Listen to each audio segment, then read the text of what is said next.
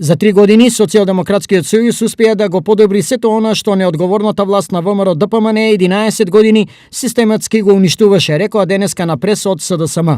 ВМРО ДПМН за 11 години ги донесе до сиромаштија 22% од граѓаните.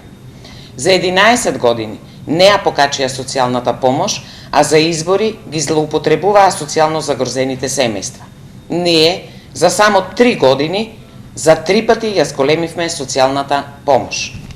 11 години намерно ја држеа минималната плата на 9000 денари, а беа против кога СДСМ ја покачуваше во 2 наврати.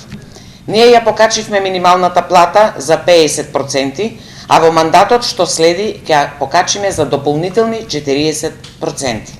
Освен во економијата, голем напредок имало и во здравството. Ние работиме за подобрување на здравјето на новороденчињата, доенчињата и предучилишните деца со зајакнување на примарната здравствена заштита, вклучувајќи ги и акушерските и патронажните служби.